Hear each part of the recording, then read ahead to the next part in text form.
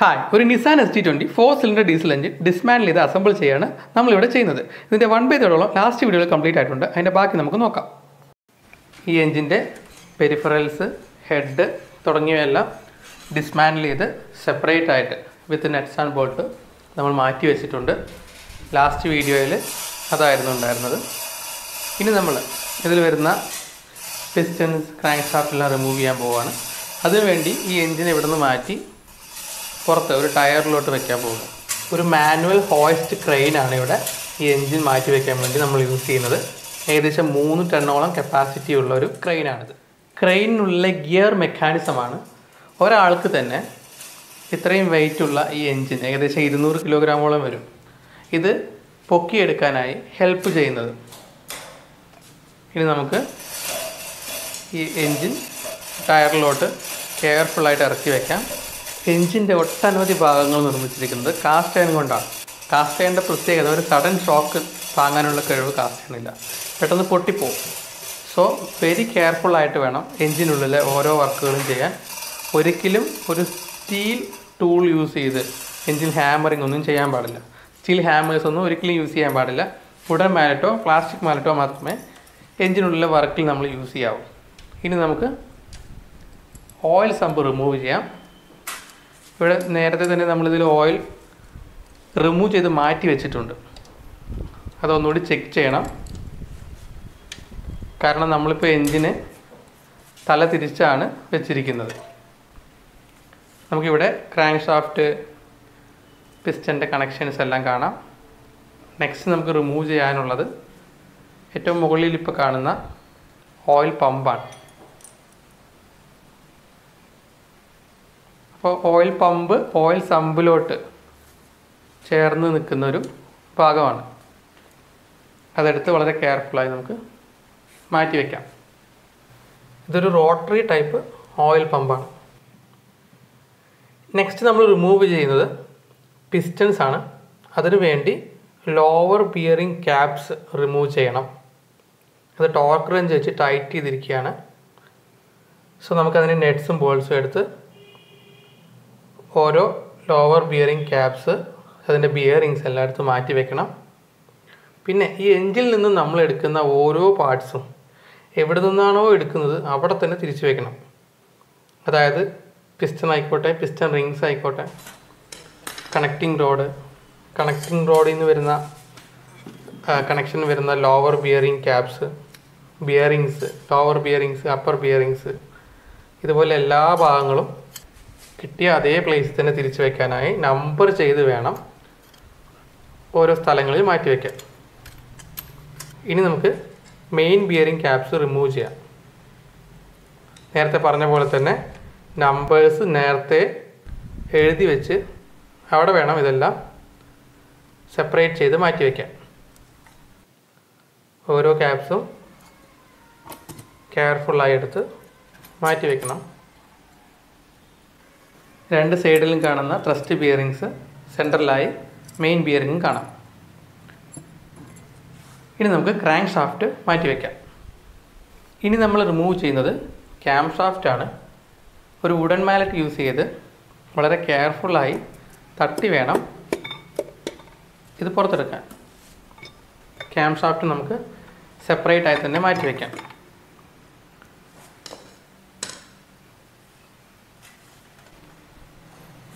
So ഇപ്പോൾ pistons എല്ലാം remove ചെയ്തിരിക്കുകയാണ്.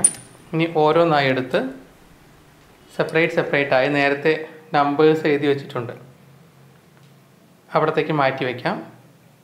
അവിടെ ഓൾറെഡി ബിയറിംഗ് ക്യാപ്സും ബിയറിങ്സ് എല്ലാം നമ്പറിങ് ചെയ്ത് മാറ്റി വെച്ചിട്ടുണ്ട്. ഇപ്പോൾ ഏകദേശം എൻജിൻ്റെ മുഴുവൻ പാർട്സും സെപ്പറേറ്റായി മാറ്റി വെച്ച് കഴിഞ്ഞു. ഇനി നമുക്ക് ഓരോ പാർട്സ് ഒന്ന് ജസ്റ്റ് നോക്കാം.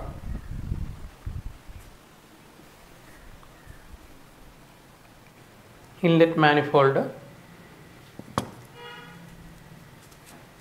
എക്സോസ്റ്റ് മാനിഫോൾഡ്, അതിന് താഴെയായി ഗ്യാസ്കറ്റും കാണാം, valve cover, rocker arm assembly,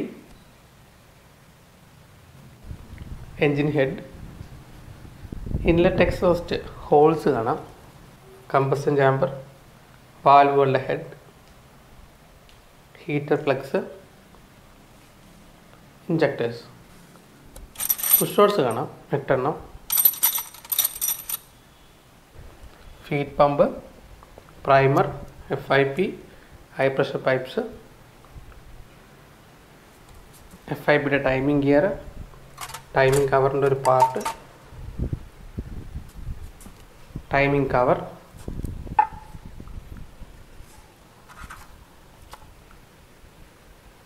crank shaft pulley, nut, cam shaft, timing gears, front plate, clutch assembly,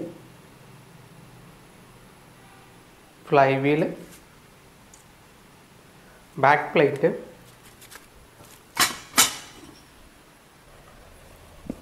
oil filter assembly, oil pump,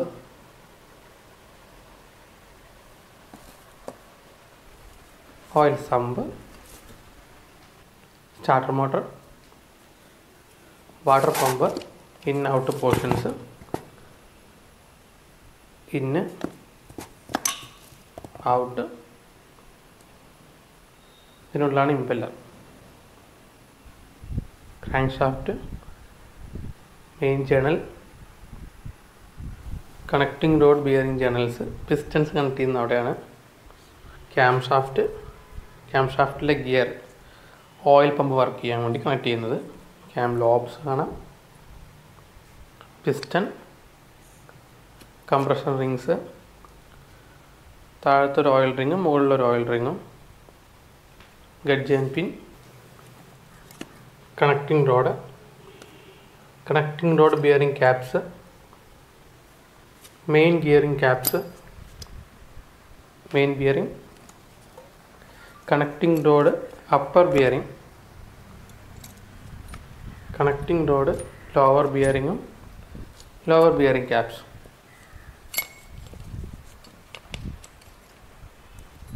lower bearing,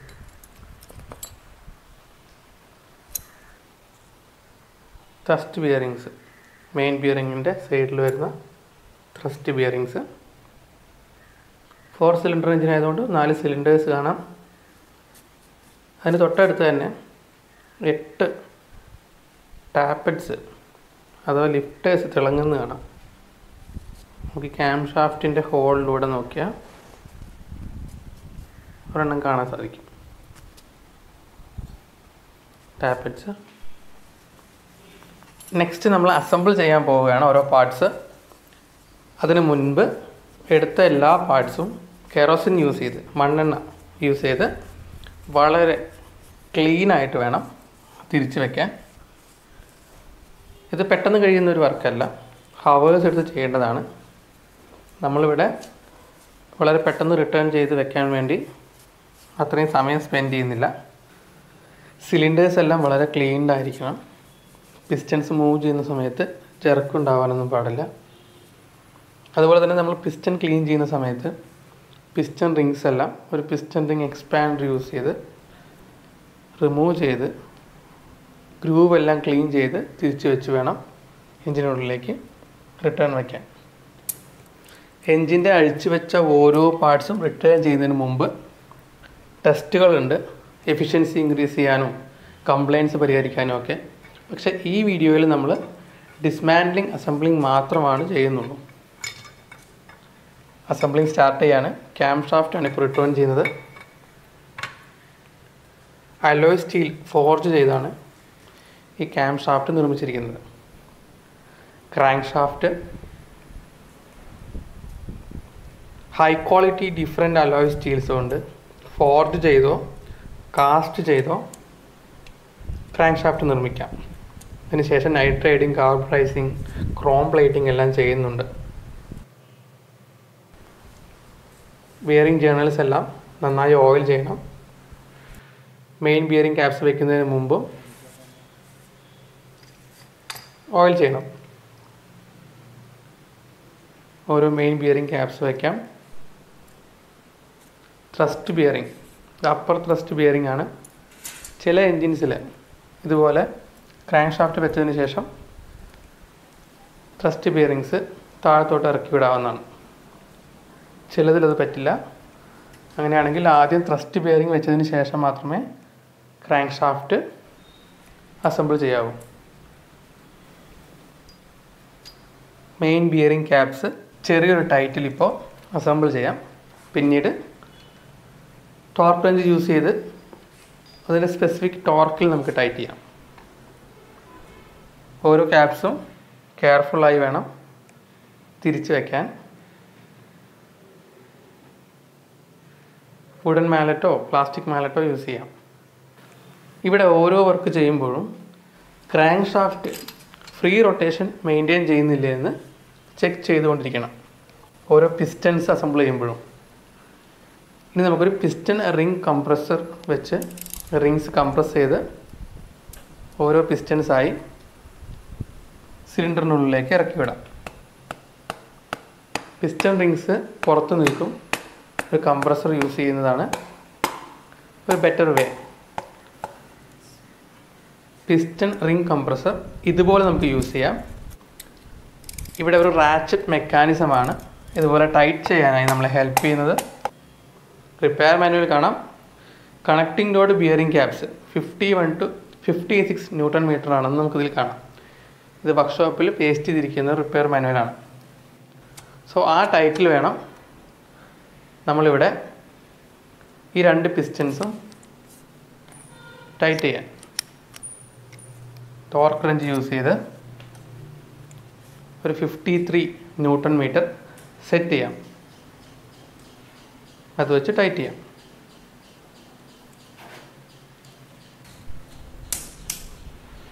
ഒരു 2 times ആ ശബ്ദം കേൾക്കും വരെ ടൈറ്റ് ചെയ്യാം. മറ്റ് രണ്ട് പിസ്റ്റൻസും റിംഗ് കംപ്രസേഴ്സ് ഉപയോഗിച്ച് ഇറക്കി വിടാം.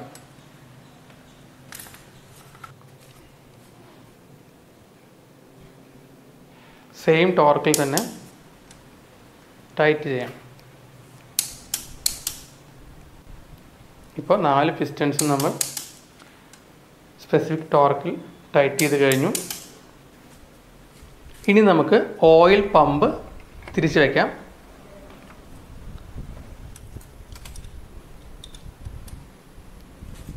ഒരു ടോർക്ക് റെഞ്ച് യൂസ് ചെയ്ത് മെയിൻ ബിയറിംഗ് ക്യാപ്സ് സ്പെസിഫിക് ടോർക്കിൽ 167 to 172 ആണ് റിപ്പയർ മാനുവൽ. ആ ടോർക്കിൽ ടൈറ്റ് ചെയ്ത് ഓയിൽ സമ്പ് വെച്ച് ഹോൾഡ് ചെയ്യാം. എൻജിൻ തിരികെ സ്റ്റാൻഡിലേക്ക് കൊണ്ടുപോവാണ്. മാനുവൽ ഹോയിസ്റ്റ് ക്രെയിൻ യൂസ് ചെയ്യുന്നു. നമ്മൾ ഓരോ പാർട്സ് എൻജിനിലേക്ക് തിരിച്ചു വയ്ക്കുമ്പോഴും ഗ്യാസ്കറ്റ്സ് യൂസ് ചെയ്യുന്നുണ്ട്. പക്ഷേ ഇവിടെ അവൈലബിൾ അല്ലാത്തതുകൊണ്ട് പഴയ ഗ്യാസ്കറ്റ്സ് അതേപോലെ തന്നെ വെക്കുകയാണ്. സാധാരണഗതിയിൽ